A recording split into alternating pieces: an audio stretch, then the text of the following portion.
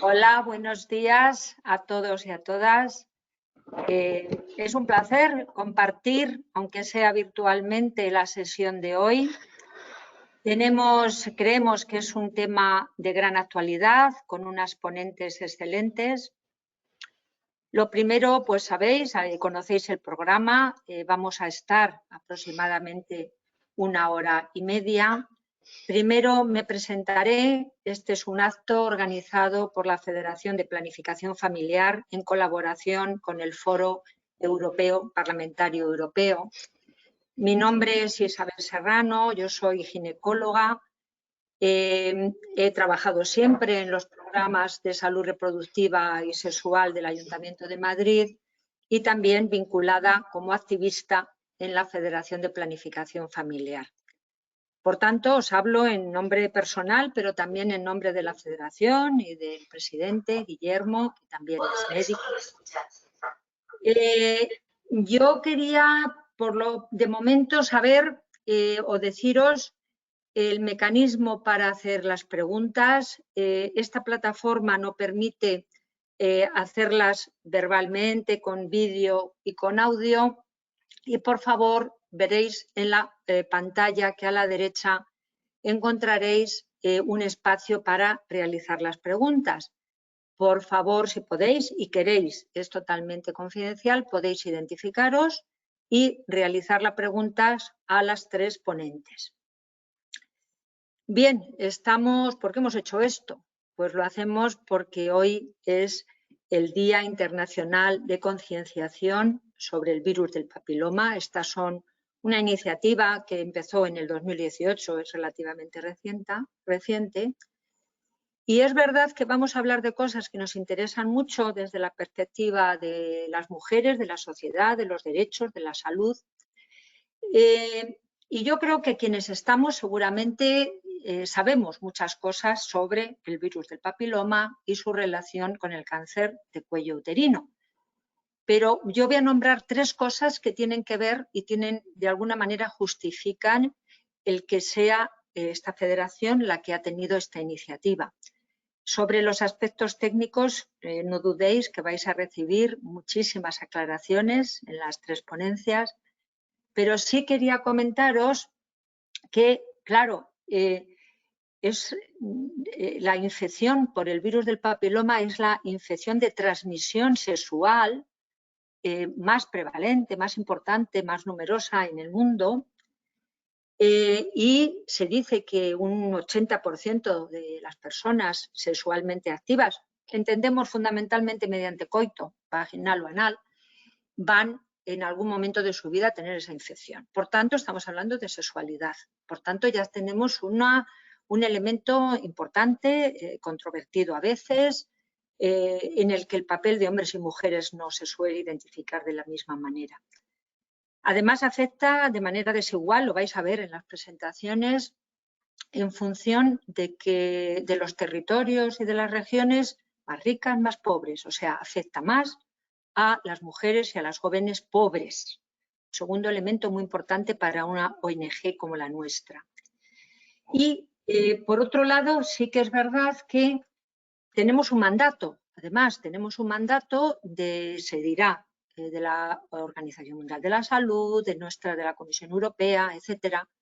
Y como tal mandato, es importante que todos, profesionales, expertas, instituciones, sociedad civil, asociaciones de mujeres, intentemos cumplir e incidir en los gobiernos, tanto el estatal como a nivel autonómico, para que ese mandato se cumpla. Por eso, insisto, la Federación está aquí. Formamos parte de la Federación Internacional de Planificación Familiar porque como ONG obviamente tenemos una visión mundial. No es posible hablar de los derechos en una sola parte del mundo. Hay que tener una visión de solidaridad entendida como esa defensa universal de derechos. Si no es universal, no son derechos humanos, derechos sexuales y reproductivos. Y nada, simplemente comentaros en ese campo que la Federación lleva funcionando hace muchos años y defendiendo estos derechos. No, claro, en una introducción no puedo extenderme mucho, pero sí quería comentaros, hacer un pequeño recorrido histórico que las ponentes no van a hacer, porque recordamos en los años 80, cuando en los centros de planificación familiar, ¿verdad? Todas lo recordáis, era tan popular la citología y hemos hecho cosas buenas y cosas menos buenas. Como hemos recomendado citologías cada 6 meses, cada año, y era un valor, ¿no? Como un cierto poder en manos de las mujeres para defender su salud, para prevenir el cáncer de cuello uterino. Y luego, claro, nos vino el virus del papiloma, en el 83 empezó a investigar, que luego, curiosamente, fue en el 2008 cuando dieron el premio Nobel al investigador alemán, ¿no? que por primera vez habló de la relación del virus del papiloma con el cáncer de cuello. Y cómo a partir de ahí, pues bueno, ya en 2007-2008, lo van a comentar ellas, incorporamos las vacunas, y cómo todo esto, para lo bueno y para lo malo, ha conllevado una gran aportación de las sociedades científicas. Yo felicitamos, ¿no?, la labor hecha por sociedades científicas españolas, epidemiología, vacunología, ginecología, pediatría, no quiero olvidarme de nadie. Y luego ya en 2007-2008, incorporación en los calendarios vacunales. El informe del 2013 del Ministerio de Sanidad recoge bien la prevalencia en aquel momento, ¿no? Que decíamos, pues hay aproximadamente, era un 12, ¿no? Un 14% en la población general, y ya se habla con una rigurosidad, con un cuerpo científico importante de todo esto, ¿no? Estamos hablando del 2013. Pero también en este recorrido os quería comentar un poquito, porque todos y todas lo hemos vivido, no ha sido un recorrido exento de debate, ¿no? Debate, recordar en el 2007, incluso más recientemente en el 2019, colectivos en nuestro país que de alguna manera pues pedían moratoria, ponían en discusión la efectividad, la seguridad, y todo esto hay que tenerlo en cuenta porque eso ha hecho, entre otras cosas, que no, la información que se ha dado, yo creo que en gran parte ha confundido a las personas. Las ha confundido porque, por un lado, ha habido debates teóricamente un poco contrarios, prudentes sobre la vacunación, y también, por otro lado, ha habido recomendaciones por parte de determinados sectores, fundamentalmente sanitarios, clínicos, con recomendaciones de vacunar fuera de calendario, sin tener en cuenta el contexto socioeconómico de a la persona a la que nos estábamos dirigiendo, ¿no? Aquello de no importa la edad, vacúnese, sin tener en cuenta que no todas las mujeres, todas las familias pueden costearlo, ¿no? Y esto, de alguna manera, ese debate ha sido importante en nuestro país, y yo me hacía la pregunta de ¿se ha contrarrestado adecuadamente ese debate?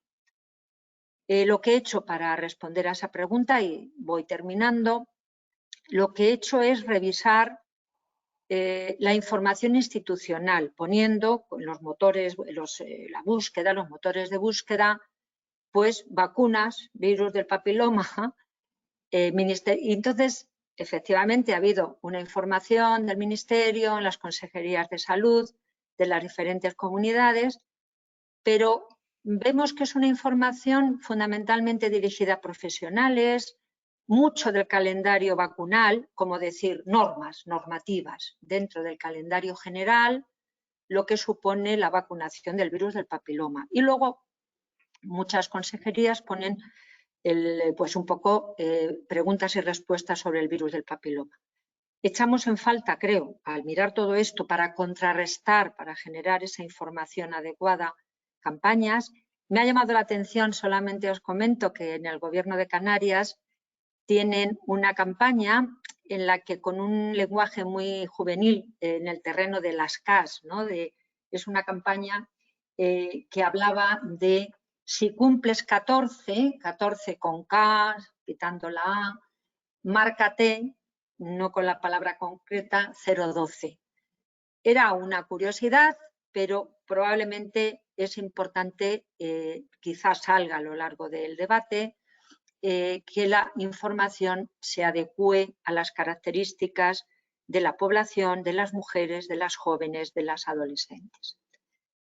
Esta ha sido esa introducción en la que no me he extendido, por supuesto, en aspectos clínicos ni de ningún otro tipo, porque nuestras ponentes son excelentes, son personas con una gran experiencia y ya vamos a pasar la palabra, en primer lugar, a Marina Davidashvili. Yo primero, Marina, nos habla, creo, desde Bruselas. Agradecerte tu esfuerzo por hablar en español. Los que estamos aquí sabemos las enormes dificultades para manejar otros idiomas. Marina es responsable de incidencia política en la región europea de la organización que nos ha ayudado a tener este webinario. Ella está en el Foro Parlamentario Europeo sobre Derechos Sexuales y Reproductivos y este foro es una red de parlamentarios y parlamentarias que trabajan para promover la salud y los derechos reproductivos en Europa y en el mundo. También trabajamos en España con parlamentarios y parlamentarias interesados en la salud sexual y reproductiva y en los derechos. Y ella, en su larga experiencia con este Foro Parlamentario Europeo, ha trabajado también en otro Atlas Europeo de Políticas de Anticoncepción, en el que también la Federación colaboramos en su momento.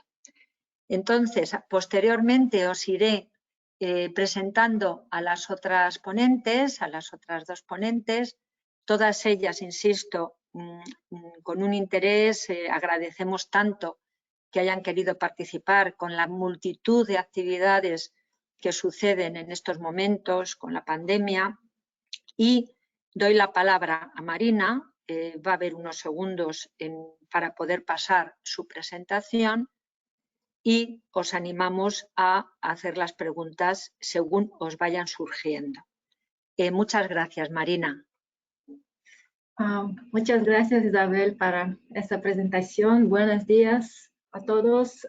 Es un placer para mí presentarles el Atlas de Políticas de Prevención y Detección Precoz del Cáncer de Cuello Uterino. Quiero agradecer a los organizadores también para el apoyo de hacer esta presentación en español. Entonces, esta investigación tuvo como objetivo puntuar a 46 países de Europa en cuanto a políticas de prevención y detección precoz del cáncer de cuello uterino. Y el objetivo era también proporcionar a los políticos y responsables de la toma de decisiones de toda Europa una herramienta de visualización sencilla para puntuar y comparar políticas en Europa. Y los datos provienen de 2019 y queremos actualizarlos este año. Voy a pasar al próximo slide. Ok, entonces el Atlas se centra en prevención primaria, prevención secundaria e información en línea, y no refleja la tasa de prevalencia y no refleja el desempeño de los programas en los países. Y EPF, nosotros hemos calificado a los países en base de 3 títulos, 9 criterios y 14 subcriterios, establecidos conjuntamente con el respetado grupo de expertos en cáncer de cuello uterino y oncología. Como puede ver, la situación en Europa es muy desigual. Existe una clara división entre el norte, el sur y el este. Y la vacuna existe y las tecnologías de detección están disponibles, pero hoy en día el acceso depende en gran medida del lugar donde uno vive. Es como jugar una lotería de código postal. Y esto conduce a una alta incidencia y mortalidad que podrían evitarse si se implementaran políticas adecuadas. Y usando el sistema de semáforo podemos ver que hay 11 países campeones marcados en verde oscuro que puntúan muy bien en los 3 criterios: vacunas, detección, cribado y información en línea. y con cada siguiente color en la categoría, las calificaciones, los puntos de esos 3 criterios disminuyen.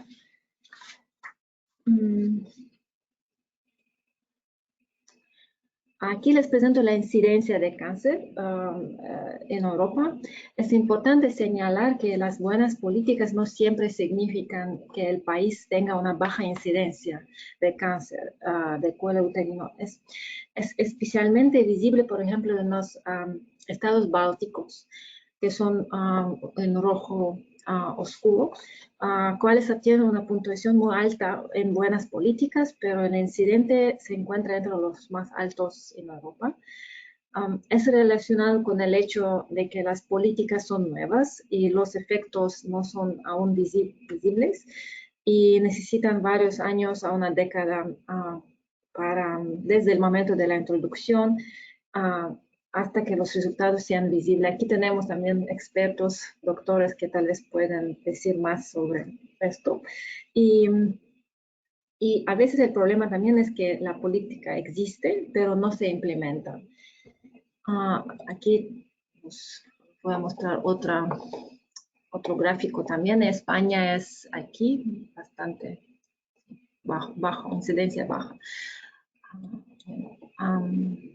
Ok, tendencias generales, veamos las tendencias. Cada año en Europa 61 miles mujeres son diagnosticadas con el cáncer de cuello útero y más que 25 miles mueren a esa causa. Y Bélgica, Dinamarca, Irlanda y Reino Unido son los campeones en políticas y lideran el Atlas con excelente política sobre prevención primaria, secundaria y proporcionando información basada en evidencias a los ciudadanos. Entonces tienen recomendación, financiación, ofrecen las vacunas a niños y niñas y el programa es basado en la población y hay excelente información en línea proporcionada por el gobierno. Aquí tenemos países que obtienen puntuaciones muy bajas. Esto es Unión Europea, Rumania, Bulgaria, Eslovaquia. Entonces, falta financiación, vacuna disponible solo para niñas y existe, hay que pagarlo de su bolsillo. Y prevención secundaria es oportunista, sin financiación o copago y falta información en línea. A nivel en Europa geográfica, fuera de la Unión Europea, los países con menos puntuación son Bielorrusia y Azerbaiyán. Es mi país, por desgracia, de donde soy yo. Y veamos también que dice el Atlas da siguientes resultados. 11 Estados miembros tienen programas nacionales gratuitas de vacunación para niños y niñas. 14 Estados miembros tienen programas de detección basados en la población y 14 países ofrecen sitios web gubernamentales fáciles de encontrar con buena o excelente información.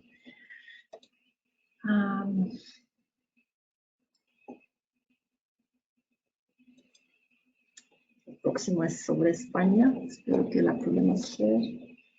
Ok. Clasificación de España en el Atlas. Entonces, España tiene un sistema político descentralizada y los datos se varían según la región. Tiene 74%. Existe prevención primaria para niñas gratuita. Programa de detección está disponible, es gratuita, naciente, entonces predominan los programas de detección oportunista. Y el sitio web gubernamental está disponible, pero información es muy variable según comunidad y escasa información sobre el cribado y difícil a encontrar en su sitio web. Y es importante que los gobiernos proporcionan estas informaciones, particularmente hoy día en el día de fake news. Es importante que los ciudadanos puedan recibir información correcta, medical de gobierno. Mecanismos internacionales. El año pasado la comunidad mundial demostró una determinación sin precedentes para eliminar el cáncer de cuello uterino. Yo voy a decir algo sobre el plan europeo. Este año, 3 de febrero, la Comisión Europea lanzó su plan europeo de lucha contra el cáncer. Esto es los primeros 3 círculos.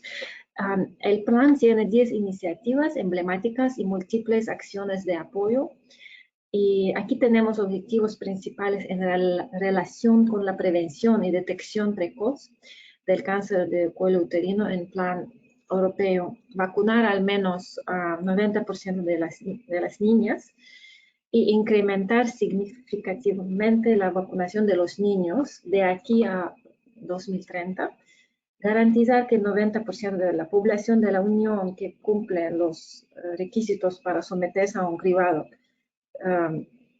tenga acceso a dicho cribado de aquí a 2025 y también crear un registro de desigualdad, porque como podemos ver hay una gran desigualdad dentro de los países y dentro de, entre los estados y dentro de ellos. Y bueno, las recomendaciones. Hemos elaborado 13 recomendaciones para los estados, incluir la vacunación gratuita y neutra en cuanto al género, proporcionar programas de detección gratuitas y los estados, como hemos dicho, son responsables de proporcionar a sus ciudadanos información confiable basada en evidencia.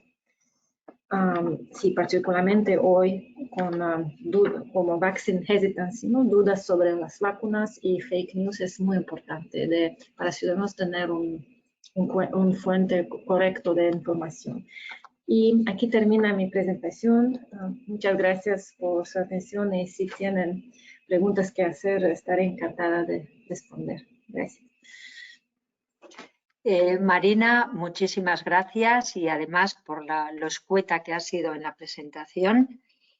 Solo comentar que este estudio, ¿verdad?, se hizo en el 2019 y va a ser revisado en el 2021. Lo digo porque algunas cosas respecto a España pueden quedar en suspenso, estamos en proceso de cambio y eso es lo que precisamente nos van a contar las siguientes ponentes. Muchísimas gracias y seguramente tendremos algunas preguntas relacionadas con esta fotografía que nos has presentado. A continuación tenemos la ponencia de la doctora Laia Bruni. Es muy conocida, muy experta en todo el campo de la oncología y especialmente la relacionada con las mujeres, con la salud de las mujeres. Ella es médica especialista en medicina preventiva y salud pública.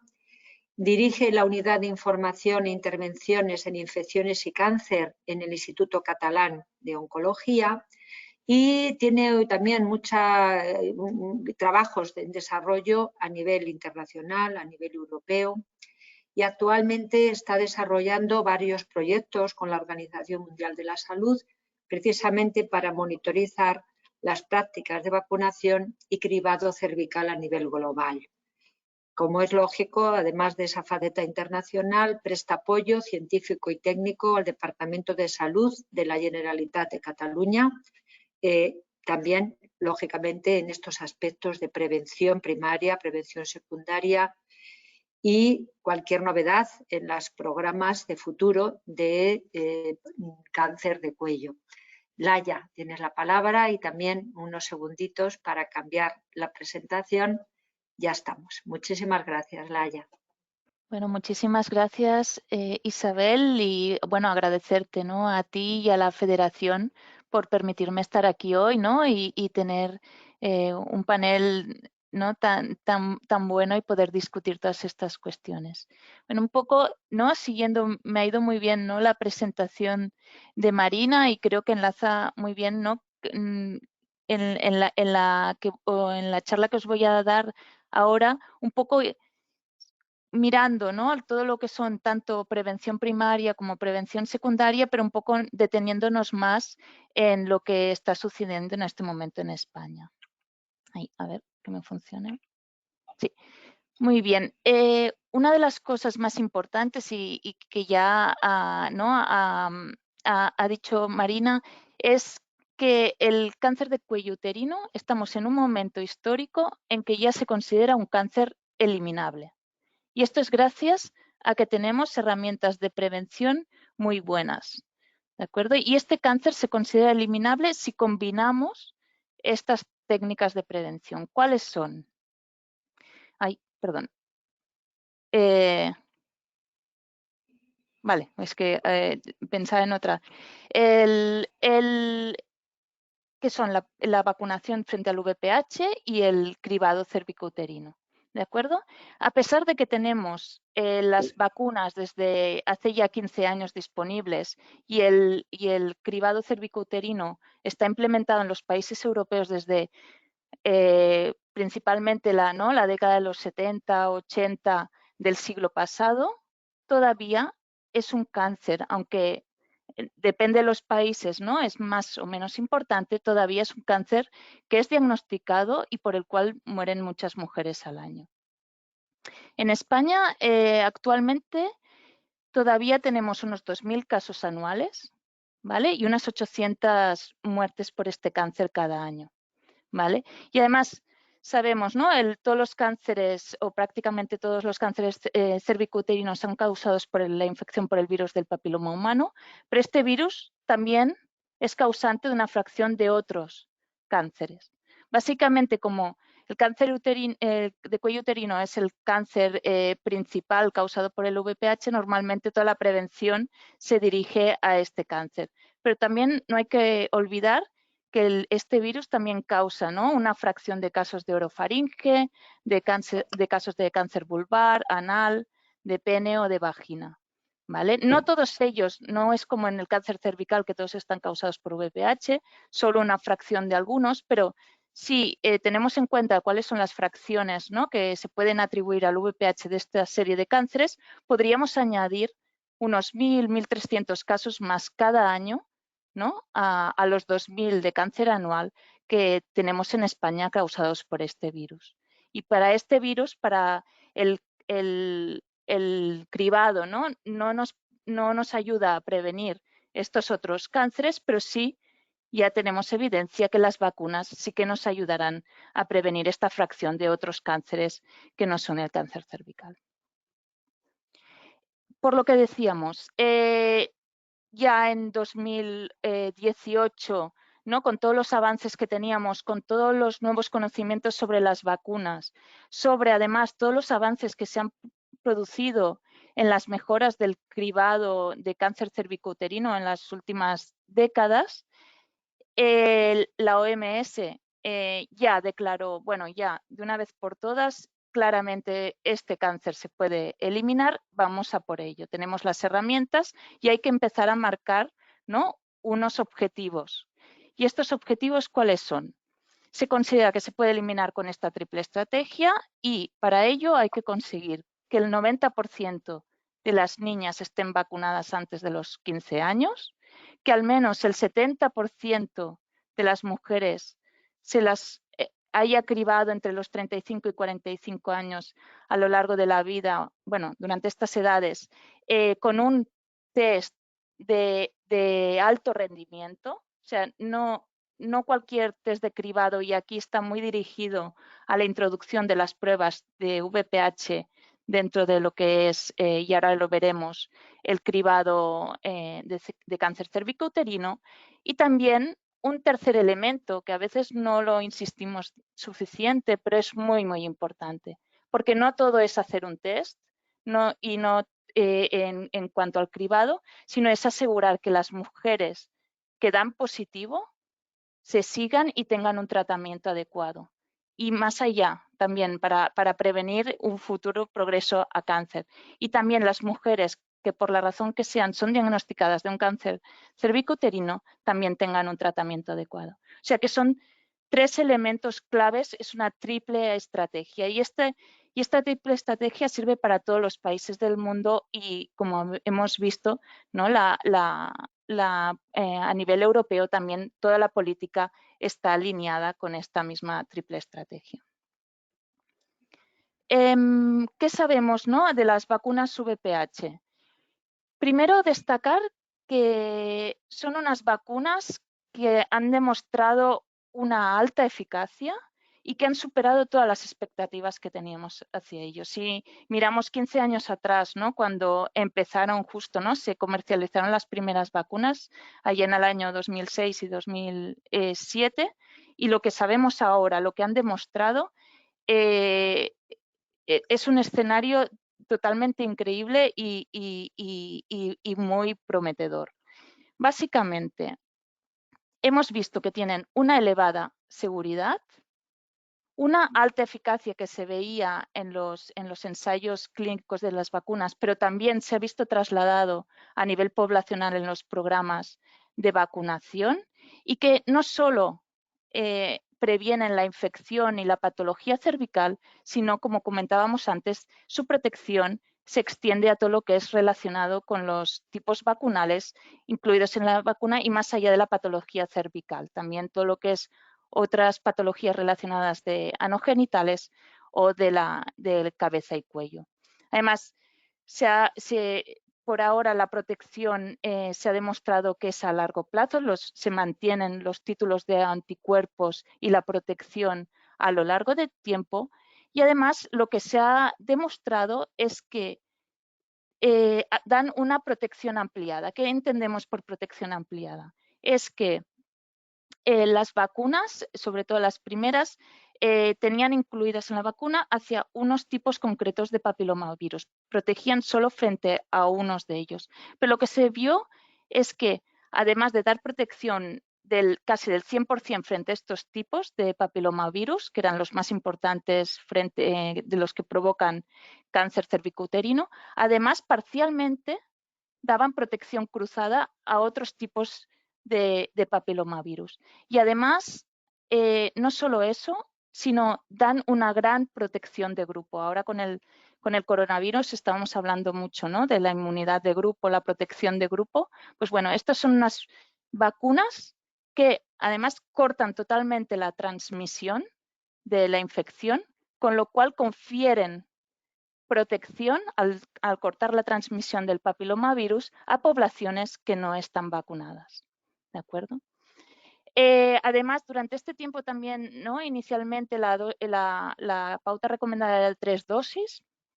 Ahora ya se ha visto que son tan buenas estas vacunas y que dan una respuesta inmunitaria, una protección, que para los menores de 15 años con 2 dosis es suficiente, y ahora se está evaluando hasta el reducir a una única dosis, que facilitaría mucho también las campañas de vacunación, sería suficiente. ¿Vale? Pero también hemos visto que cada vez al menos no podemos pasar de 3 dosis a 2 dosis en las menores de 15. Como he dicho, ¿no?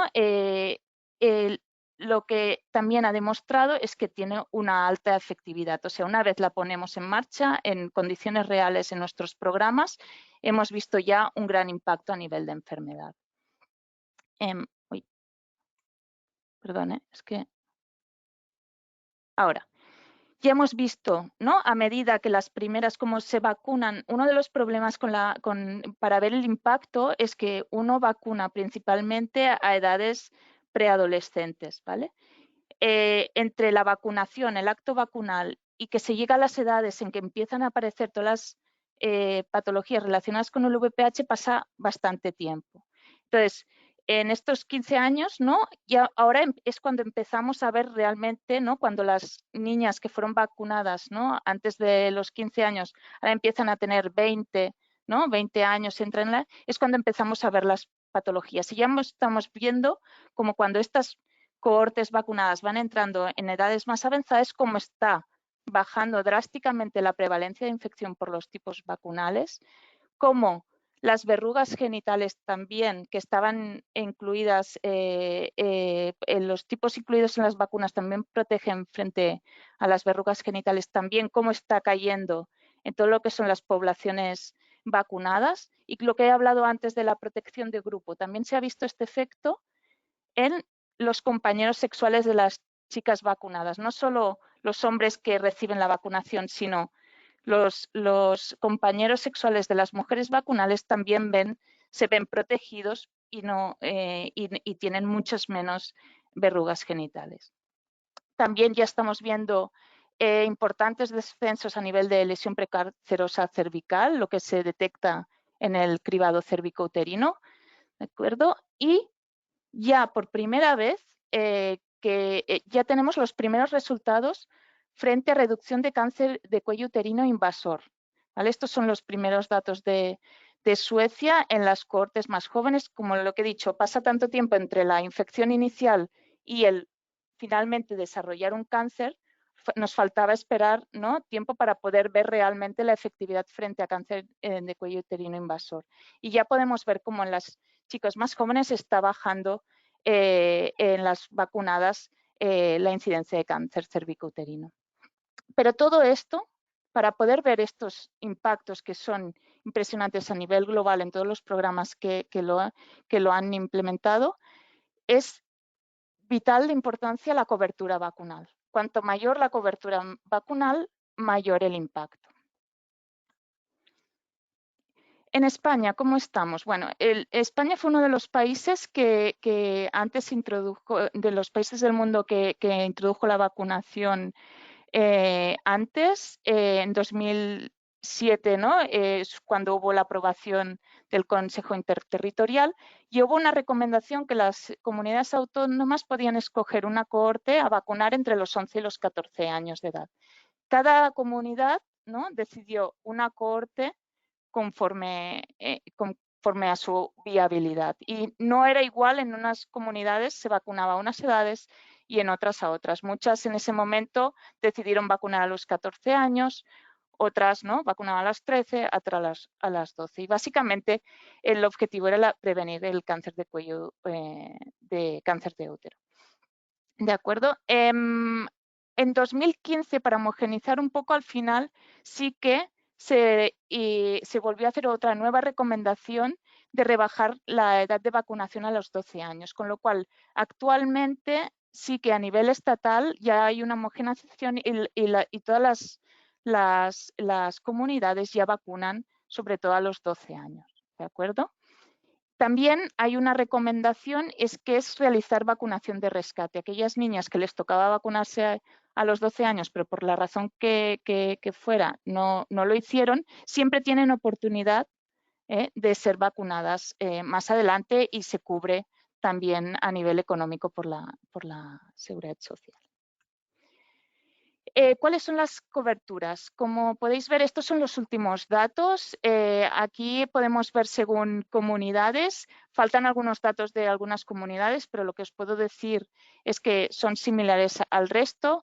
Y vemos como para la segunda dosis, que sería la pauta completa, ¿no? Las vacunas oscilan, ¿no?, entre las coberturas, perdón, oscilan entre el 75 y el 90% de cobertura. Y globalmente, a nivel estatal, ¿no?, sería del 79%. Y esto sí, tenemos en cuenta el desempeño de los programas de vacunación en el mundo, es un gran desempeño. Tenemos de las coberturas vacunales más altas del mundo, pero no es el 90% que establece como objetivo la OMS, pero estamos muy cerca. Pero hay ciertas comunidades que sí que lo han conseguido. Por lo tanto, también es factible. Pero en ese sentido, en España es un país que se considera que tiene muy buenas coberturas vacunales. También comentar que gracias a esto ya estamos viendo también aquí, ¿no?, en los primeros resultados de impacto y que confirman todos los resultados que estamos viendo a nivel global y en países que van mucho más avanzados en términos de prevención VPH, como son Australia. Y ya tuvimos, ¿no?, los primeros datos de efectividad de la vacuna, ¿no?, frente a verrugas genitales en Valencia, con unos descensos, ¿no?, del 77% en las chicas más jóvenes. En Galicia también ya se demostró, ¿no?, los efectos de protección cruzada, no solo frente a los tipos vacunales, sino también protección frente a otros tipos que no estaban incluidos. Y en Cataluña también, ¿no? Hemos visto no solo el impacto directo de la vacunación en verrugas genitales, que es el endpoint clínico más fácil de medir a un principio, en un primer momento, como también estamos viendo el efecto de inmunidad de grupo en chicos. En España todavía no se vacuna a los chicos, por lo cual todo lo que vemos de protección y de descenso de enfermedad relacionada con el VPH en chicos es gracias a la protección de grupo conferida por vacunar las niñas.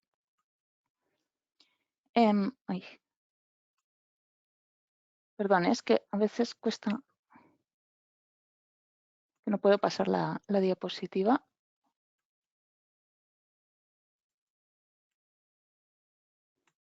Uy, ¿Hiciste clic primero en la diapositiva? Sí, ya lo he hecho, pero ahora no sé por qué no me funciona. No sé si me lo puede pasar. ¿Me lo podéis pasar vosotros, si no? Ups.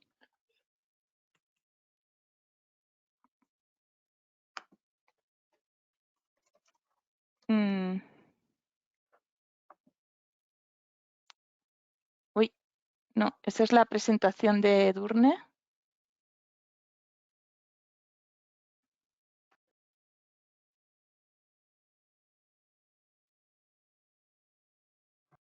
No sé si soy yo o se ve como... Vale, ahora. Perfecto, sí. Un poco para atrás, por favor. Vale, sí, bueno, sí, vamos avanzando. Perdón, en la siguiente, por favor. Bueno, solo comentar que también ahora ya se han ampliado las recomendaciones de vacunación a otros grupos, ¿eh? Pero bueno, vamos un poco ya más centrándonos en el cribado de cáncer cervicouterino. Edurne más tarde va a explicar la experiencia del País Vasco, que creo que es un modelo a seguir dentro de España, pero solo comentar que es un cribado que está en transición y en plena innovación, tanto tecnológica como de estrategias. ¿De acuerdo? El campo de la prevención del VPH es un campo que está avanzando muy rápidamente y está teniendo muchas innovaciones para mejorarlo. La siguiente, por favor. No sé, intento pasarla. Vale. Uy, sí. De acuerdo, pues básicamente, como hemos comentado hasta ahora, ¿no? Básicamente nuestro cribado era basado en la prueba de Papa Nicolau o la citología cervical y ahora estamos pasando a un cribado, tenemos un cambio de paradigma en que la prueba principal de cribado no será una citología, sino una prueba de detección del virus, ¿vale? Pasamos de mirar si las células tienen cambios morfológicos a detectar un virus. Y lo que sí que está demostrado es que un cribado basado en prueba de VPH respecto a uno de citología cervical protege un 60, un 70% más frente a cáncer cervical invasor. Y esta es la razón, por favor, la siguiente. En 2019, ¿no? El Ministerio de Sanidad, ¿no? Modificó un Real Decreto de servicios comunes del Sistema Nacional de Salud y ya decretó que se cambiaba la cartera de servicios y a partir de ahora las comunidades tenían 5 años para cambiar el cribado de cáncer cervicuterino, de pasar de citología a el uso de la prueba de VPH como prueba primaria en aquellas mujeres mayores de 35 años, ¿de acuerdo? Y además, otro cambio importante no solo era el uso del cambio de la prueba primaria, sino también la organización del cribado. Esto implica invitar a las mujeres e intentar, ¿no?, llegar al máximo de mujeres posibles. Y para eso las comunidades tienen 10 años para invitar al 100% de la población elegible para el cribado. La siguiente, por favor. En esta diapositiva un poco podéis ver, ¿no?, como todas las comunidades están valorando, ¿no?, cómo organizar sus cribados. En la mayor parte del Estado español el cribado era oportunista y basado en citología. ¿De acuerdo? Y muchas comunidades ahora ya están transicionando del uso de citología a VPH, pero muchas están en todo este proceso de organización y transición de pruebas. Y en este caso, ¿no? País Vasco es el primero que ha establecido, ¿no? ya un programa poblacional con invitaciones y con uso de VPH. La siguiente, por favor. Una de las cosas importantes son las coberturas de cribado, ¿no? Esto son coberturas de cribado de lo que era el cribado anterior, ¿no? Trasladan lo que el cribado que llamamos oportunista, que es la mujer la que acude a sus centros de salud a hacerse la citología en ese momento. Y como podemos ver en la gráfica de la derecha, más o menos las edades de cribado, que son de entre los 25 y los 65 años de edad, más o menos en azul, ¿no? Serían las que se han realizado la citología en los últimos 3 años, ¿vale? Y estaríamos entre los 70-80% dependiendo de cobertura según las comunidades.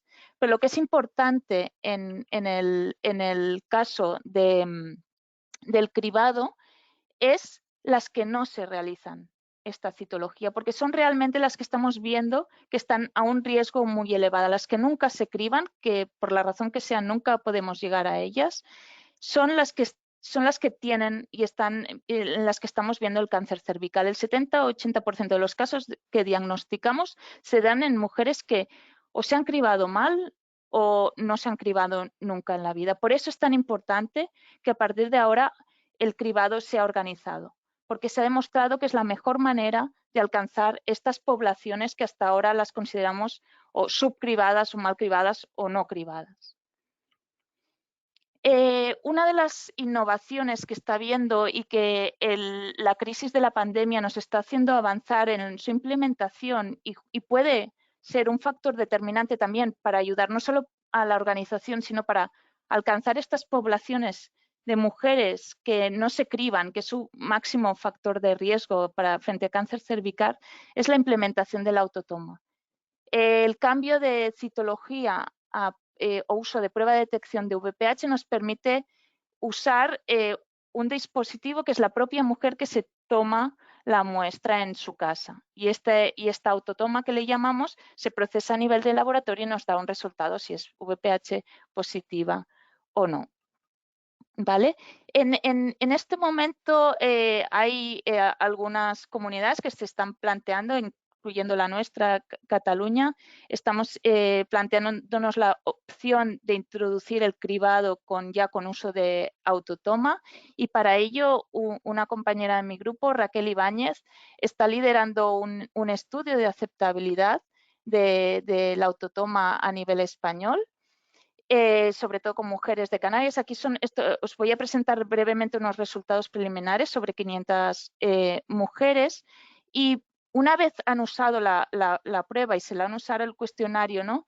De las mujeres, ¿cuántas le recomendarían esta prueba, ¿no? A una amiga o una familiar? El 95% de las participantes, que son usuarias habituales del cribado, recomendaría esta prueba. La autotoma es altamente aceptada por la población. Si vemos otros aspectos, ¿no? Si se fía del resultado, ¿no? A lo mejor puede haber cierta reticencia, ¿no? Que prefieres que sea el profesional y no tú misma. No, también la mayoría también se fían del resultado y están conformes. Y también, ¿no? Para ver un poco las preferencias, ¿no? Si prefieren ser ellas mismas quien se toman la muestra o que sea el profesional, lo que vemos es que el 40% aproximadamente prefieren la autotoma, otro 40% no tiene preferencias, le va bien tanto la autotoma como que sea el profesional, y sí que hay una fracción de alrededor del 15%, ¿no? Que sí que preferirían que sea el profesional. Pero lo que podemos ver es que en la mayor parte de la población la autotoma es una alternativa muy importante y que puede facilitar toda la logística. ¿Vale? Y si ya vamos a preguntarles a las mujeres, ¿no? A las usuarias, quisiera, ¿no? Que fuera cómo se va a utilizar la autotoma como prueba de cribado en el futuro, pues la mayoría también están conformes, les gustaría que fuera la autotoma. Por tanto, otro de los avances y que veremos en los próximos tiempos es que hemos visto que no todas las mujeres tienen el mismo riesgo de cáncer cervical, ¿de acuerdo? Y ahora está habiendo un cambio de concepto y ahora se está pasando y se está desarrollando lo que llamamos el cribado de cáncer cervical basado en el riesgo. Y es una manera de optimizar todos estos recursos que estamos viendo, dedicarlos a las mujeres con más riesgo y optimizarlo, ¿de acuerdo? Depende de la edad, si están vacunadas, si se han hecho cribado, como hemos visto previamente, el riesgo de desarrollar un cáncer cervical cambia. Con lo cual, a lo mejor no es necesario hacerle a todas las mujeres lo mismo, ¿de acuerdo? No hace falta hacer tantas pruebas o de la misma manera, porque lo que estamos viendo es que hemos visto este 70-80% de cobertura y siempre son las mismas mujeres que vuelven y vuelven al cribado. Y las que están más a riesgo son una bolsa que nunca se criba. Entonces, a lo mejor estas que vuelven y vuelven, una vez se han hecho un cribado, no hace falta que vuelvan tan a menudo e intentar alcanzar las que no se lo hacen. Bueno, entonces, ahora se está cambiando el paradigma. También no es lo mismo tener un resultado de VPH o una citología positiva, dependiendo de la edad, tiene unas implicaciones distintas, o si tú ya tenías previamente un resultado negativo, tu riesgo es distinto, con lo cual ahora se está cambiando este paradigma, ¿de acuerdo? Esto es muy importante porque permitiría reducir el número de pruebas a las mujeres de bajo riesgo y también reducir temas de tratamiento, aparte de un ahorro en costes, ¿no? y mejorar la coste-efectividad del cribado. Para esto, solo comentar que estamos participando y hay un proyecto a nivel europeo en curso que se llama RISC, que va a determinar todas estas prácticas a nivel europeo. Está financiado por la Unión Europea, por el Horizon 2020, y es un consorcio de múltiples países europeos, liderado por un grupo muy experto en Holanda. ¿De acuerdo? Y este proyecto definirá en el futuro próximo todas las políticas de cribado basado en el riesgo a nivel europeo. ¿De acuerdo? Entonces, ya está, ya para acabar, como ejemplo a seguir de un país, no es un país europeo, es Australia, porque ha vacunado mucho y ahora ha implementado justo un cribado basado en VPH, ¿no? Muy extenso y con coberturas muy elevadas, que me gustaría poner para acabar como lo que queremos para España y lo que podría suceder en España. Australia en este momento tiene unas tasas de incidencia, una carga de enfermedad similar a nivel de cuello uterino que España. Esto es, ¿no?, lo que esperan, ¿no? Son las curvas de incidencia, o sea, el número de casos de cáncer y de muertes. ¿De acuerdo? En este momento, ¿no?, tienen una incidencia en 2020 menor de 6 casos por 100.000 mujeres. En España estamos en 5, ¿de acuerdo? Con todas estas políticas, ¿no?, de vacunación extensa y de un muy buen cribado organizado poblacional, esperan que en 8 años ya hayan reducido a menos de 4, ¿de acuerdo? En 2034 la mortalidad ya haya menos de un caso por 100.000 mujeres, ¿de acuerdo? Y para el fin de siglo, ¿no?, haber disminuido, casi eliminado este cáncer, ¿no? Un 90% de reducción de los casos. Este es el escenario que es factible para España. ¿De acuerdo? Por lo tanto, tenemos que conseguir mantener unas altas coberturas de vacunación y también de cribado, y que este cribado sea el de mayor calidad, que sea un cribado optimizado con todos estos aspectos, con las pruebas de VPH basado en el riesgo. Y si es así, podemos ver eliminado en España el cáncer cervical en los próximos años como problema de salud pública, al menos de unos niveles tan bajos. Y tener en cuenta que los casos que continuaremos viendo, porque continuaremos viendo casos, serán sobre todo en población no vacunada y que no se han cribado suficientemente. Muchas gracias.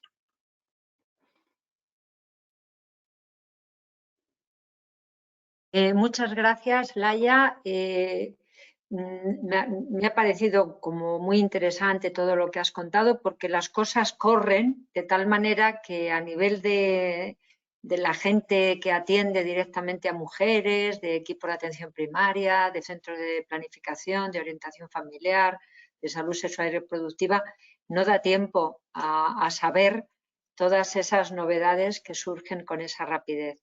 Muchas gracias y vamos a pasar la palabra a Edurne Arenaz-Alamo. Le agradecemos especialmente porque quizá visteis en el programa que inicialmente planteamos una invitación al Ministerio de Sanidad, pero muy amablemente nos comunicaron que era muy complejo poder participar dado los grandes compromisos en los que están involucrados en estos momentos. Pero bueno, de alguna manera también Edurne forma parte de la estructura del sistema público de salud y, como se ha dicho, nos va a presentar una experiencia ejemplar, una muy buena práctica del País Vasco. Edurne es matrona, es coordinadora del cribado de cáncer de cervix de Euskadi y ha participado, lógicamente y muy activamente, en la elaboración del programa de cribado poblacional del cáncer de cervix en Euskadi, publicado en 2020, por tanto es de lo más novedoso que podemos tener. También quiero añadir que ella, al ser matrona, ha trabajado durante 10-12 años previamente a pie de calle, como decía, trabajando activamente en la clínica y, por tanto, también seguro que tiene una sensibilidad y una cercanía especial a las necesidades, a las preguntas, a los miedos y a las dudas de las mujeres. Te doy la palabra, Edurne, y bueno, tienes también este tiempo que estáis cumpliendo estupendamente. Mira, ya tenemos la presentación, tuya es la palabra. Vale, pues muchas gracias, Isabel, por la presentación y gracias por darme la oportunidad de contar un poco lo que estamos haciendo por aquí, por el País Vasco, y cómo hemos hecho los pasos, ¿no?, de implantación y de mejora en el programa de cribado de cáncer de cervix.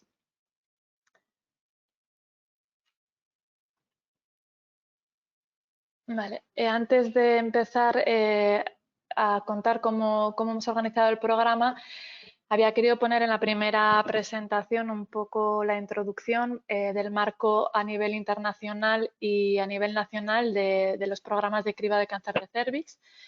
Ya nos lo ha adelantado Laia, a nivel internacional el llamamiento a la acción global para la eliminación de esta enfermedad del cáncer de cervix que hizo la Organización Mundial de la Salud en mayo del 2018, con lo cual no voy a entrar en detalles. Y también a nivel nacional tenemos esta orden ministerial del 2019 que viene a actualizar la cartera básica del Sistema Nacional de Salud con respecto al cribado de cervix. ¿Qué nos dice esta orden ministerial? Pues insta a todas las comunidades a transformar sus programas de cervix y convertirlos en programas poblacionales con invitación activa a la población. Nos dice cuál es la población objetivo de estos programas. Son mujeres de edades entre 25 a 65 años y nos dice qué estrategia de cribado tenemos que utilizar. A personas más jóvenes, donde el VPH es más prevalente, nos dice que la prueba primaria de cribado tiene que ser la citología. A mujeres de 25 a 34 años, ofertarles la prueba de la citología como prueba primaria de cribado y en el caso de que la prueba sea negativa, ofertarle dicha prueba cada 3 años. A mujeres de 35 a 65 años, la prueba primaria de cribado tiene que ser el test de VPH de alto riesgo, según esta orden ministerial. En el caso de que sea negativa, hay que ofertarle este test cada 5 años. En el caso de que a una mujer le dé el VPH positivo, se le debe realizar, además del VPH, la citología. Si la citología es normal, volveremos a repetirle al año siguiente el test de VPH de alto riesgo. En el caso que nuevamente al año siguiente nos vuelva a dar un VPH positivo, entonces ya la derivaríamos a patología cervical, a hacer los controles necesarios con ginecología, y en el caso de que este segundo VPH sea negativo, entonces ya la volvemos a invitar, como el resto de la población, cada 5 años y se le oferta cada 5 años el test de VPH. Ahora sí, en esta presentación os presento un poco la cronología de cómo ha sido nuestro programa de cribado. Este programa existía ya desde hace muchos años, pero en aquellos años, lo ha comentado Isabel también en la presentación, era un cribado oportunista que se ofrecía de una forma muy desigual. Aunque la directriz general era ofertar la citología cada 3 años, es verdad que las directrices eran muy diferentes en cuanto al intervalo de cribado, los algoritmos de cribado, lo que se hacía, y dependían mucho de en qué centro se estaba ofertando la prueba. En 2015, Osakidetza toma una decisión estratégica y decide organizar el cribado oportunista que teníamos. Esta organización de cribado lleva un tiempo desde el 2015 que se decide hasta el 2019 que terminamos con la última organización de incluirse a este cribado oportunista organizado. ¿Y cómo organiza este cribado? Pues introduce el test de VPH, crea un laboratorio unificado de anatomía patológica, o sea, un único laboratorio donde todas las muestras de cribado que se van a tomar en el País Vasco van a ser analizados en un único laboratorio. Se centraliza todo lo que es el análisis de muestras y establece una estrategia de cribado única para todo el País Vasco, que son mujeres de 25 a 65 años, que coincide, era una estrategia basada en las recomendaciones europeas y va a coincidir con la que en el año 2019 presenta esta orden ministerial que os acabo de contar. Citología para las más jóvenes, 25 a 34 años cada 3 años, la citología cada 3 años, y para las de 35 a 65 años, prueba de VPH de alto riesgo cada 5 años. Y esto es cómo se organiza el cribado oportunista. Y en junio del 2018 empezamos con un proyecto piloto del programa poblacional, es decir, con invitación activa a todas las mujeres a participar. Hasta ahora era oportunista, es decir, se aprovechaba la oportunidad de que la mujer acudía al sistema sanitario, acudía al médico de familia o acudía al ginecólogo por otra cosa y se le ofertaba realizar la prueba de cribado. Ahora, a partir de junio del 2018, convertimos el programa a poblacional con una invitación activa de toda la población, es decir, se establece un censo de mujeres a las que hay que invitar, estas mujeres de 25 a 65 años que no tienen motivos de exclusión, y en este caso porque es importante, ya lo ha comentado también Laia en su presentación, porque la gran mayoría de cánceres de cérvix se dan en mujeres que no tienen un buen cribado o no han sido cribadas nunca, por lo cual este cribado poblacional se hace especialmente importante en intentar llegar al mayor número de mujeres posibles y sobre todo las que no acuden al sistema sanitario. ¿Cuáles son las claves que consideramos han sido puntos fuertes a la hora de mejorar nuestro programa de cribado de cérvix? Creemos que un laboratorio unificado es un punto fuerte, primero porque aparte de que por temas económicos es más coste efectivo, puedes invertir en una tecnología, en la mejor tecnología, puesto que solo hay un laboratorio único, y luego consigues una traza de todos los resultados que se están teniendo de las mujeres cribadas. Puedes seguir en todo momento qué resultados se están teniendo. Te garantizas además de que todas las muestras se están analizando de una misma manera, basada en unos estándares de calidad que periódicamente se monitorizan y se evalúan en el laboratorio. El programa está basado en que son las matronas las que recogen la muestra, no tenemos la autotoma, la mujer tiene que acudir a las consultas de matrona y son ellas las encargadas de recoger la muestra y también de darles el resultado. También entendemos que para nosotros es un punto fuerte porque las matronas son como un referente, ¿no?, en la salud sexual de las mujeres, y es como un referente muy cercano. Introducimos el VPH y utilizamos la citología líquida, que es una técnica que nos permite, ante una misma recogida, recogemos la muestra y esa misma muestra nos vale tanto para utilizar para analizar la citología como para analizar el VPH. Tenemos un comité de ginecólogos expertos en patología cervical y lo que hacemos es unificar todos los algoritmos. O sea, una vez que los resultados de cribado son positivos, tenemos unos algoritmos en que en todas las organizaciones se siguen unos algoritmos en cuanto al tratamiento, en cuanto al seguimiento, que son unificados y acorde con la evidencia científica disponible. Y luego todo está integrado en la historia clínica de la mujer. Es decir, el paso de una mujer por el cribado puede verlo cualquier profesional sanitario de Osakidetza, tanto desde atención especializada como desde atención primaria. Y creemos que el paso, ¿no?, de primero organizar el programa oportunista que había y luego ya pasarlo a poblacional, pues sentó como un poco la base para poder organizar mejor el poblacional, el tenerlo ya de alguna manera el oportunista organizado.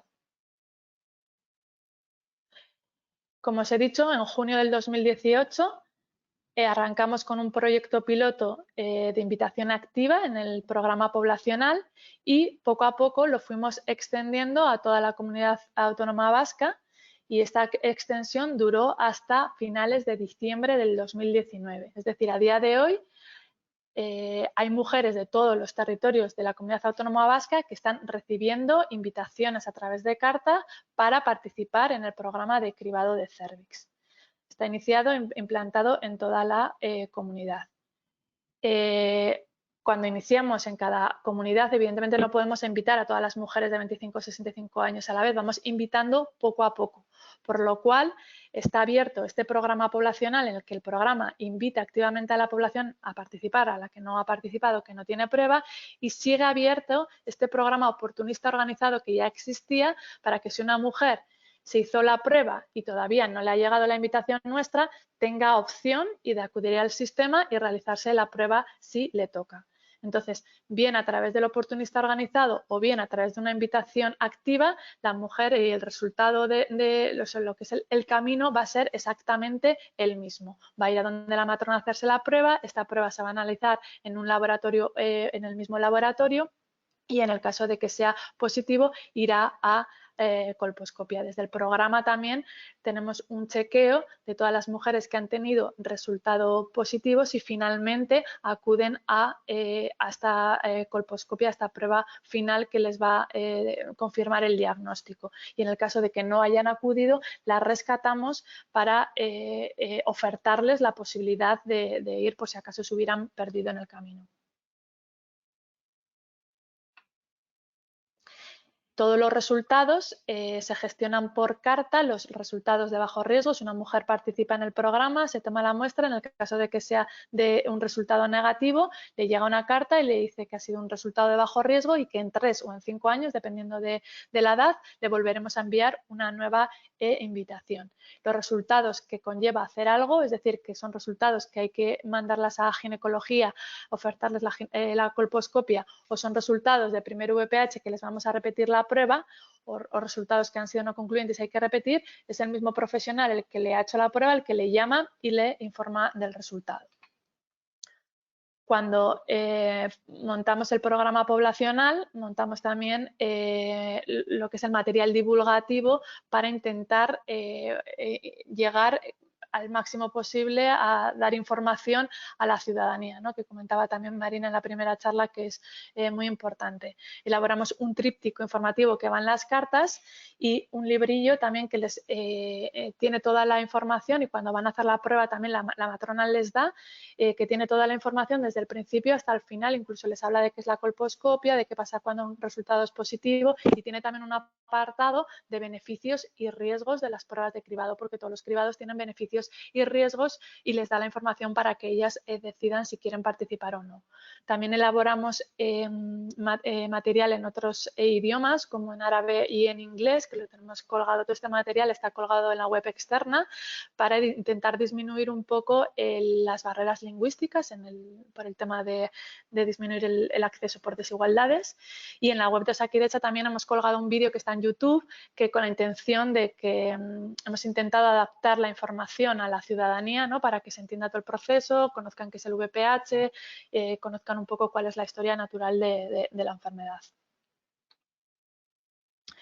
Y ahora ya sí, una vez ya que os he contado un poco el programa, os presento, aunque estamos ahora justo inmersos en el análisis, ¿no?, de todos los resultados, ahora que ya estamos en toda la comunidad iniciados, os presento los resultados, algunos que tenemos. Estos son del primer año de lo que es el proyecto piloto y la extensión.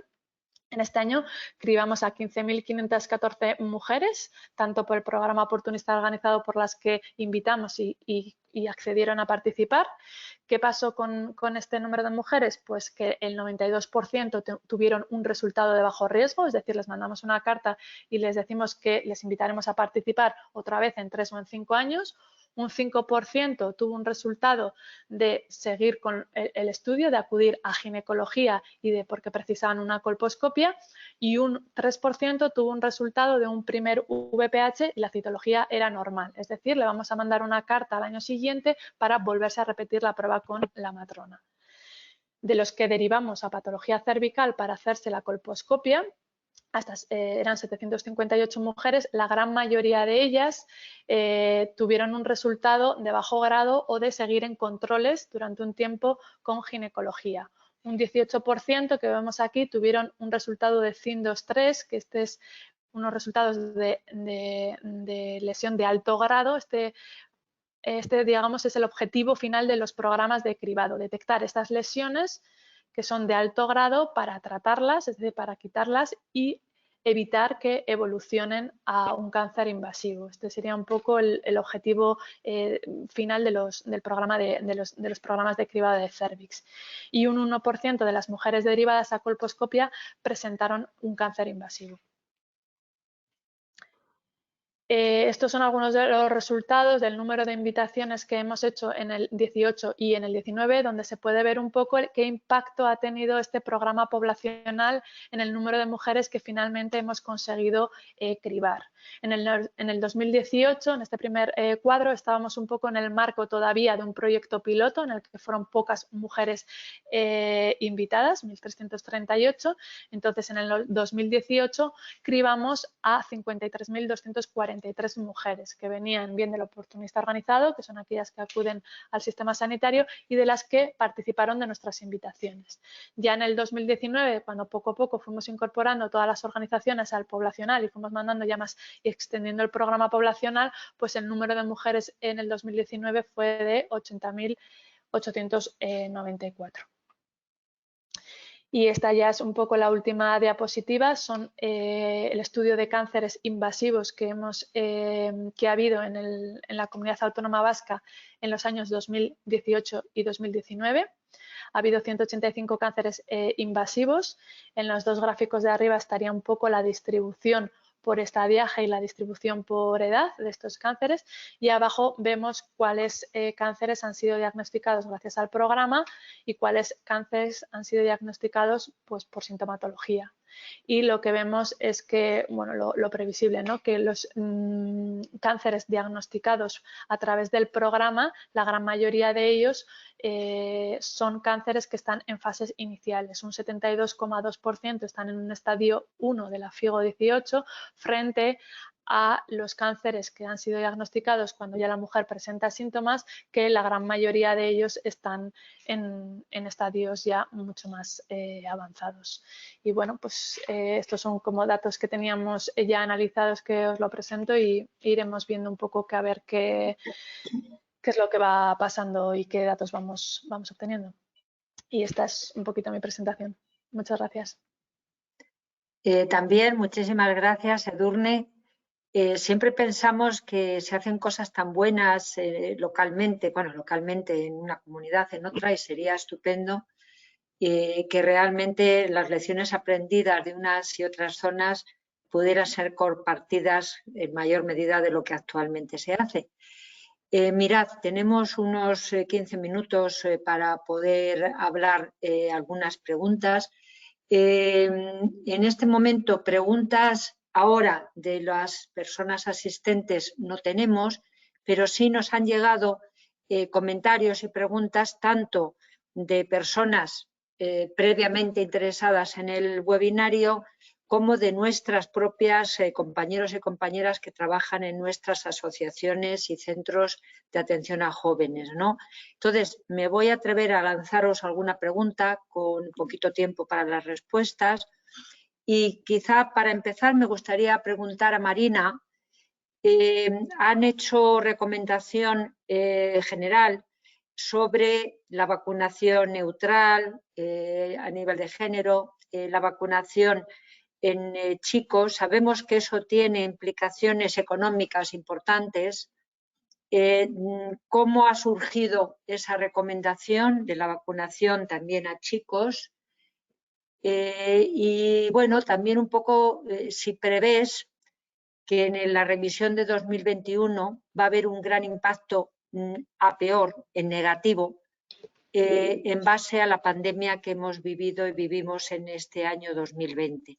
Como comprenderéis, es una pregunta que podéis responder cualquiera de las tres, pero quizá esta me gustaría escuchar un poquito más a Marina, que quizá le hemos dado menos espacio para contestar. ¿Qué te parece, Marina?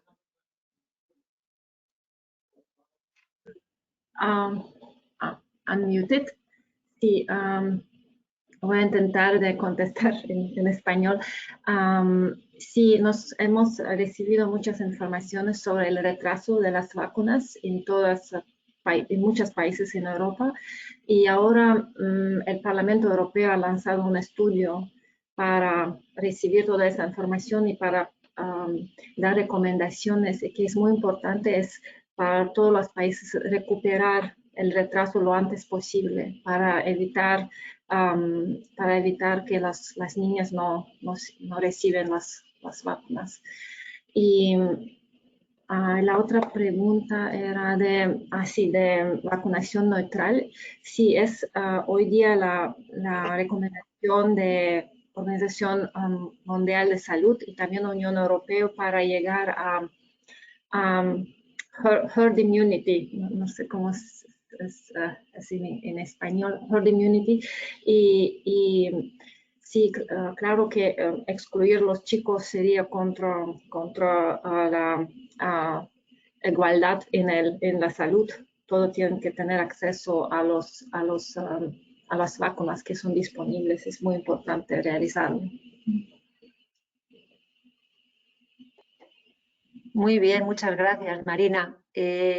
No sé si queréis comentar, Laia, de vuestra visión, ¿no? Sobre todo en la eficiencia, ¿no? En ver si un gobierno como el nuestro, o un país como el nuestro, puede afrontar económicamente también esa vacunación neutral. Bueno, solo comentar que no es una decisión tan fácil porque hay muchos factores a tener en cuenta en la actualidad. O sea, sí que lo que está bastante claro que una estrategia de vacunación neutral, que es no vacunar tanto niñas como niños, es la estrategia más eficiente como a largo plazo, y seguramente en el futuro todos los programas serán así. Lo que pasa es que ahora tenemos un factor importante, que es que a nivel mundial no hay suficientes vacunas de VPH, ¿de acuerdo?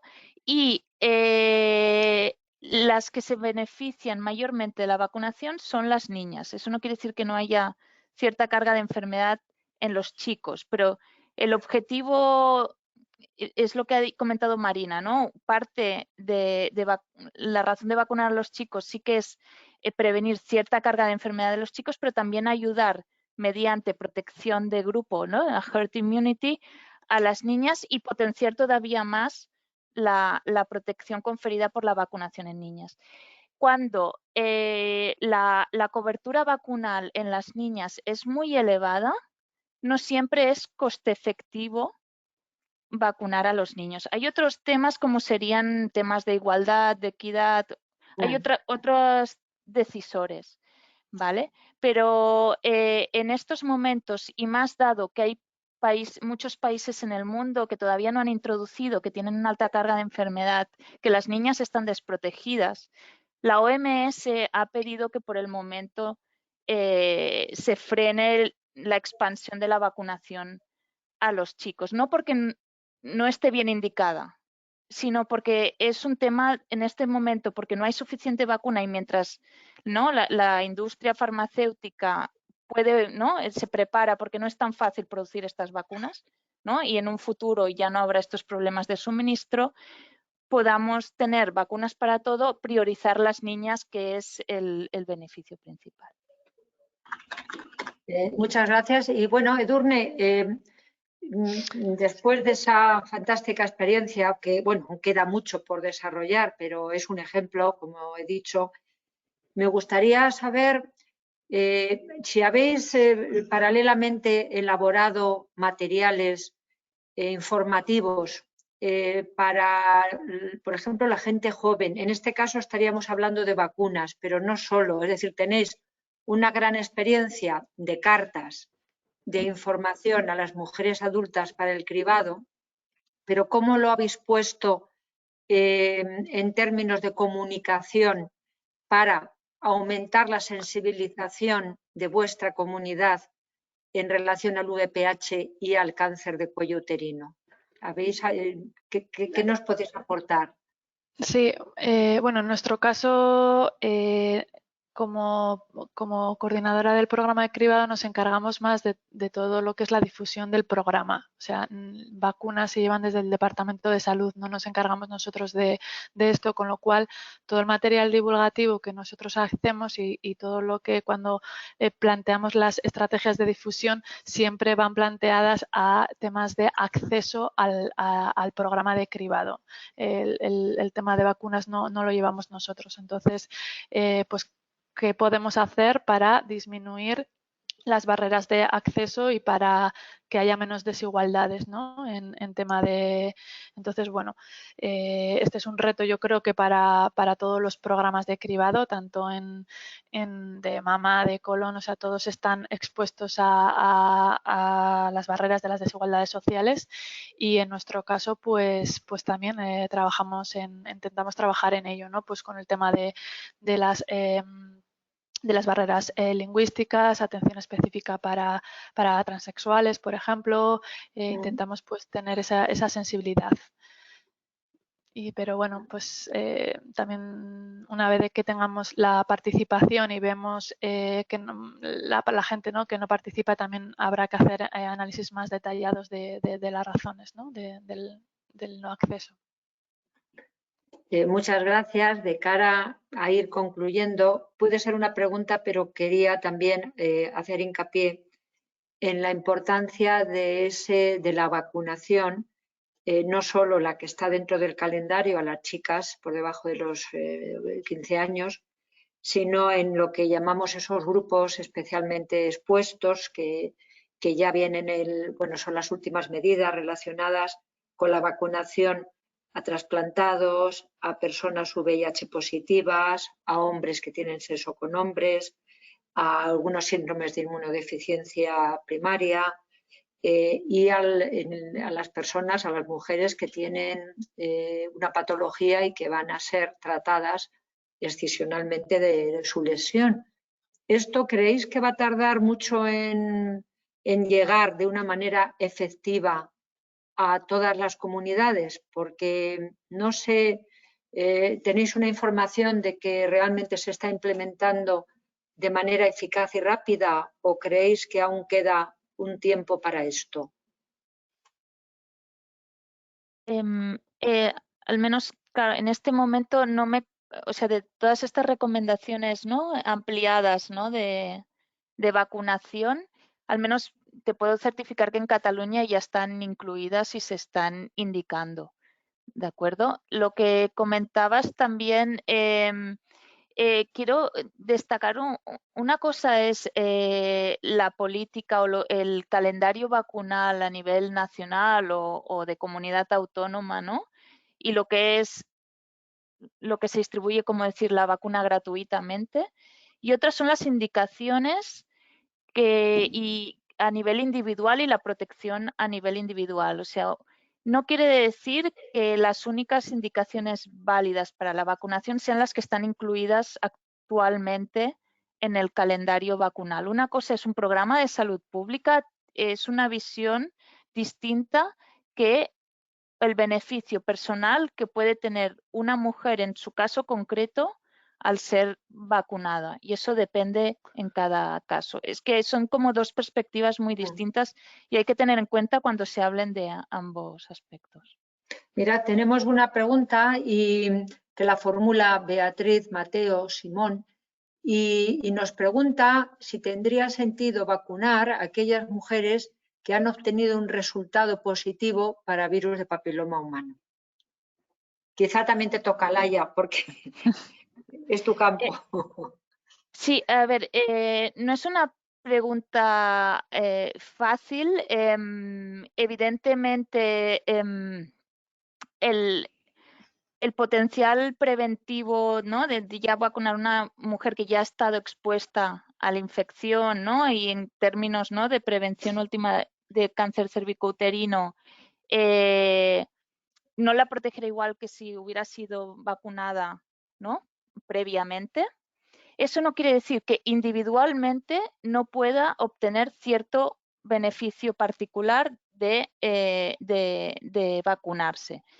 ¿Qué le puede ayudar? Pues a no infectarse nuevamente por el virus. No le servirá para aclarar o para resolver esa infección, pero sí, o también aquí, claro, no nos da la información, pero tampoco sé para qué tipo de virus está infectada, con lo cual, ¿no? podría adquirir inmunidad para frente a otras infecciones.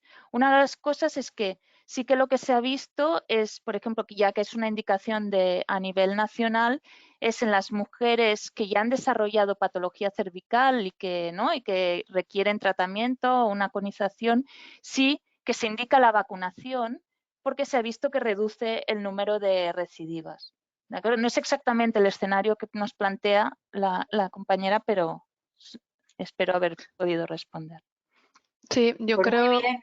Perdona, Edurne. Sí, no, que es un poco también remarcando un poco la idea, ¿no? que decía Laia, que es diferente hablar de una indicación de vacuna a nivel de salud pública, ¿no? y a quién tiene que estar financiada, y luego otra cosa es el consejo que individualmente a cada mujer hay que darle en consulta, ¿no? que también en este sentido trabajamos nosotros con las matronas, pues en la que puede llegar una mujer como la consulta que nos han hecho y a través de su historia ver ella individualmente cómo se puede beneficiar de las vacunas, ¿no?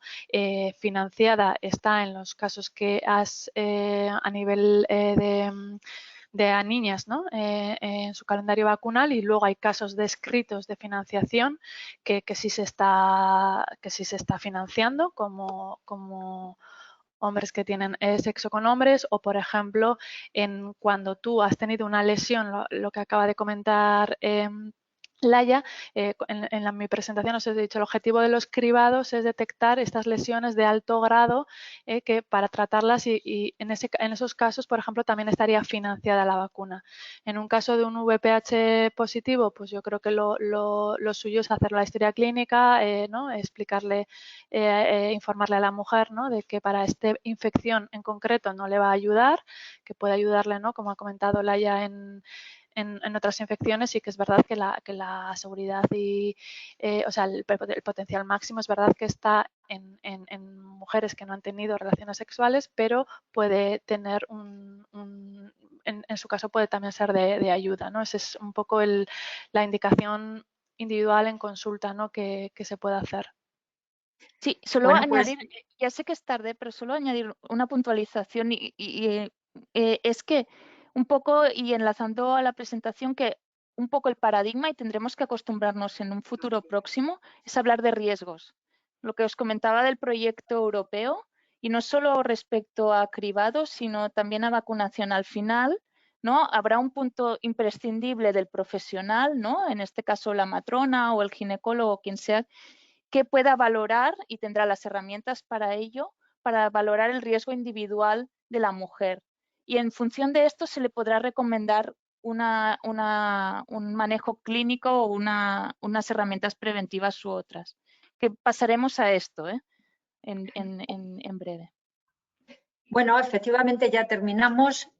No es la idea hacer unas conclusiones porque lo importante es compartir el conocimiento y sobre todo recoger ese conocimiento para intentar mejorar la vida de las mujeres. Pero lo que has dicho al final, Laia, une a lo que yo quería concluir. Estamos hablando de riesgos, estamos hablando de sexualidad. Esto obliga a que seamos muy prudentes y muy equitativos a la hora de tratar el tema y ver el papel de hombres y mujeres y no culpabilizar a las mujeres por esa exposición que te puede llevar a un cáncer. Ha salido temas de inequidad muy importantes a nivel de España y a nivel de toda Europa. No es justo que en unas zonas el acceso sea mejor y en otras sea peor, o que las personas pobres tengan menos acceso que las personas ricas.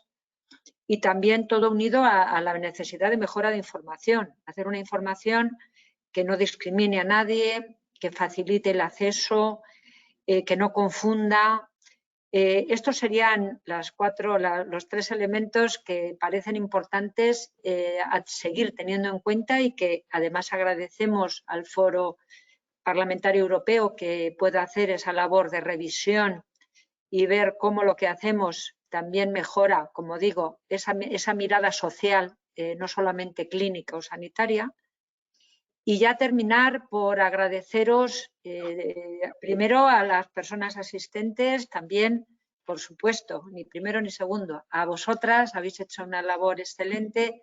Me gustaría agradecer también a Filomena Ruggiero, que es la responsable de incidencia política, la que trabaja muy directamente con parlamentarios y parlamentarias interesados en salud sexual y reproductiva, que ha sido la que ha impulsado junto con el foro este acto.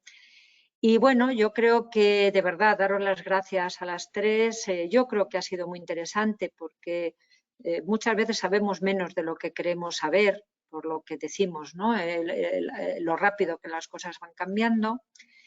Y terminar comentando en plan práctico que en esta próxima semana desde la Federación se hará llegar a través de email a todas las personas inscritas tanto los PowerPoint, lógicamente en PDF, y también la grabación por un tiempo limitado para que las personas inscritas lo puedan tener.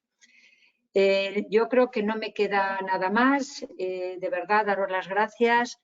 En la medida en que la Federación de Planificación puede incidir con los gobiernos regionales, con el Ministerio de Sanidad, con la sociedad civil, con las asociaciones de mujeres, vamos a seguir peleando porque estas políticas de prevención y detección precoz del cáncer de cuello uterino sigan mejorando, se implementen con la mayor rapidez posible dentro de esos plazos largos de 5 o 10 años, que es mucho tiempo, ¿no? Para muchas vidas y para muchas cosas.